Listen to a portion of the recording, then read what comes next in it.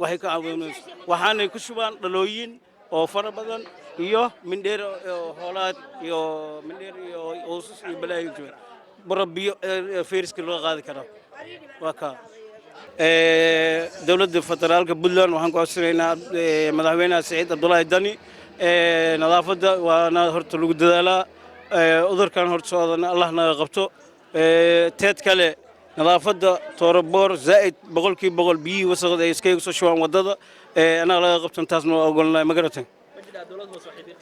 maya wax jira mal wali wax noo qabtan iyo wax kale ma arkan oo nadaafad ah geeda waxaan ku codsanaynaa inuu dadaalo meena madaxweynaha waxaan ku codsanaynaa inuu dadaalo nadaafadda dalka magaalada Boosaaso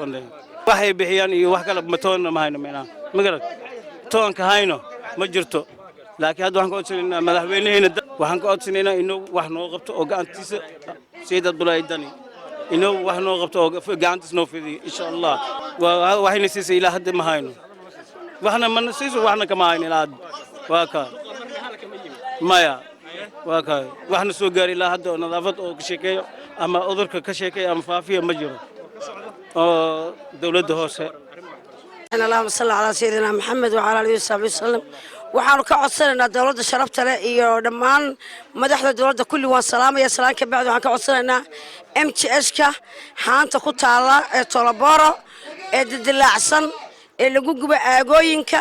haantaas ayaanu ka dacwo ka naadalnaa reer Toloboro haanta waxay sii deysaa aad u tiro badan bay geesaa ka sii deysaa luuqyada ma mari karno masaajidka ka dambeeya anigu deganahay ma mari karno laguma tukan karo masaajidkii haanta dhibaato weyn bay noo soo wadaa inaanu ka qaadno corona virus baanu ka baqaynaa haanta si deeqsa leh dawladdu waxa nooga qabato fadlan please mar labaad please hanaga qabato haanta dawladda siba dawladda hoose wa assalaamu calaykum wa rahmatullahi wa barakaatuh